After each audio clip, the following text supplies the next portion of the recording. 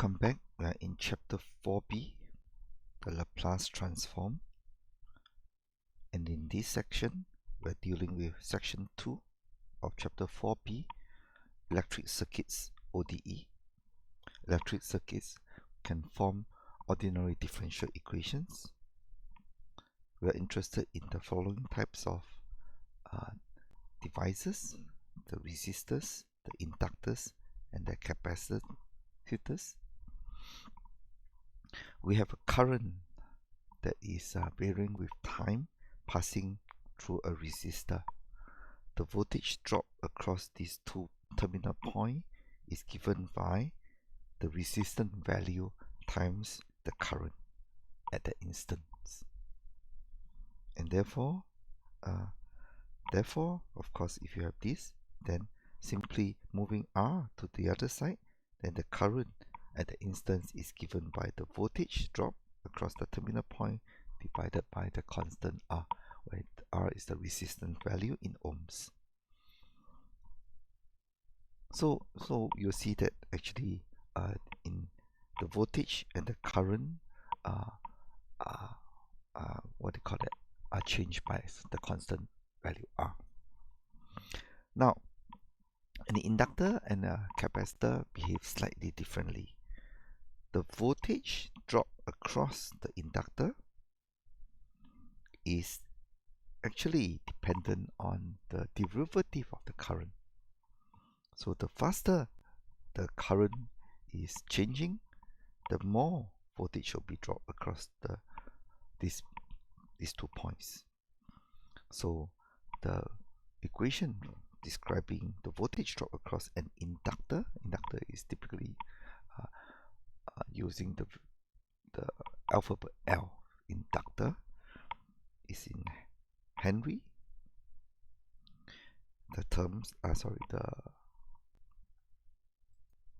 Henry is the unit for inductance or inductor. So the voltage drop across the inductor is L times the derivative of the current. And now if you want to find the current, then you integrate on both sides. Then the current at the instance is 1 over L. Then you have this accumulation function from integral of minus infinity to t, b tau d tau. So this is the fundamental theorem of calculus, showing this equation over here. Right, the last one is the capacitor. The capacitor also behaves differently. The voltage across the capacitor is 1 over C, where C is in farad, and it accumulates from negative infinity to the current time. So the voltage at that current time is integrated from negative infinity to current time, the current that has passed through d tau. And if you want to find what is what is dv dt, then you differentiate both sides. So it will be it equals to c dv dt.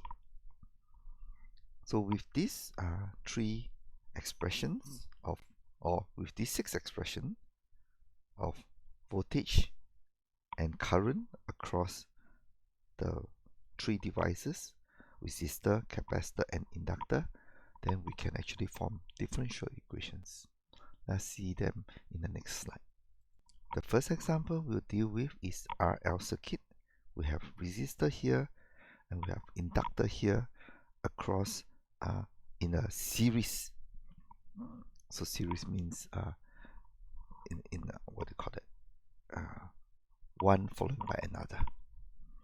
Now we have a voltage source, so maybe you can think of it as in this particular case we have a AC source. That means the source it will change with time. It is a cosine wave, so it's an AC alternating current where it is going at this frequency omega. Right. So at time t, we'll close the circuit and we'll form a closed loop. And when we have a closed loop, a current will flow from this this battery or this AC source in through the resistor, passing through the inductor and come back again and keep on going round and round. And by the Kirchhoff's voltage law on the right hand side, Kirchhoff's voltage law says that V1 is equals to V2 plus V3. Okay, or maybe what we can say is the voltage drop across the whole circuit is equals to 0. Now you can review the idea. You will see this polarity here. This is plus and minus, so the voltage is plus and minus the other side, and plus and minus the other side. Okay, so go and review Kirchhoff's voltage law, and it says that the sum of voltage drop across a loop is equals to 0. Alright, so let's form the voltage drop across L and R when the switch is closed. So this is IT, so the voltage drop plus and minus, or voltage drop across the resistor is I of T times R. The voltage drop across the inductor plus and minus is equals to L di dt. Why the plus here is because the current is going into the device first. So where the current is going into, we put a plus. Okay. By Kirchhoff's voltage law, we have Vs is equals to VR plus VL. So we have L di dt plus Ri. So this is the differential equations. Why differential equations? If you look at this carefully, once you have L, once you have R, these are constants. Whereas the differential equations, this is the ordinary part. We have only, with respect to T, we only have first order, in fact. And then on the right hand side, this is simply some constant, nothing not associated with I. And then we can solve for this first order ordinary linear differential equation. Okay, let's study a more complicated example. We can generate second order differential equations with RLC. So now we have again the circuit in series. So the word series means we put these what do you call it? These devices one after another. So it can be RLC, of course it can be LRC, it doesn't really matter. Now, again, we in this particular case, the switch has been closed and the current is flowing across time. Alright, so we are going to, we want to study the problem now, where the problem is we are given xt and we want to find the voltage across the capacitor. So that's our goal. Find YT. YT is defined as the voltage across capacitor.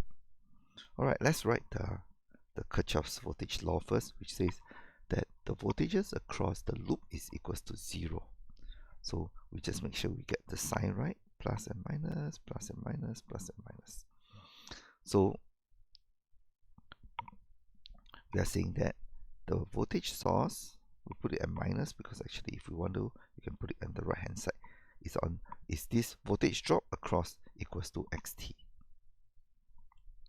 Anyway, so we have the voltage source, voltage drop across the resistor first, voltage drop across the inductor, which is L di dt, and YT. Alright, so now what we want to do is to we want to generate a differential equation with some YT, dyT, dt, and d2y dt. How do we do that? This is a trick. We want to actually change IT into this.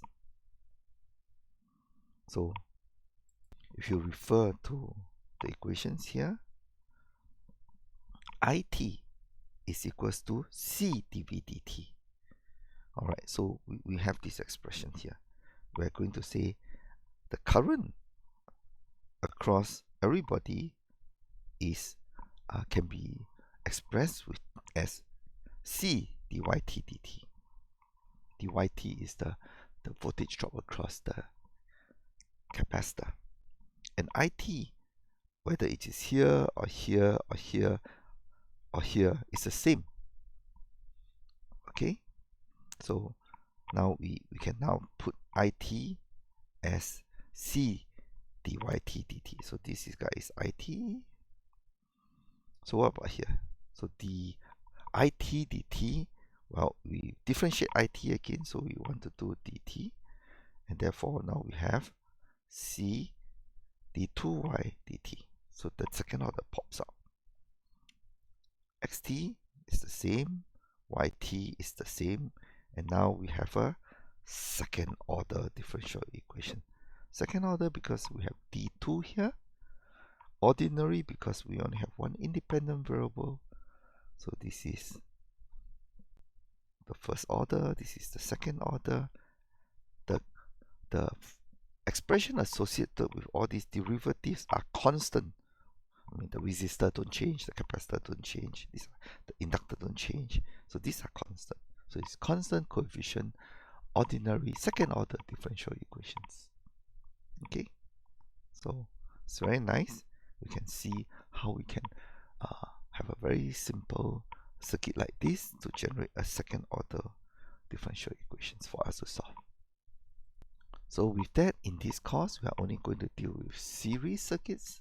We're not deal with parallel circuits, and we're only going to deal with up to RLC circuits arranged this way.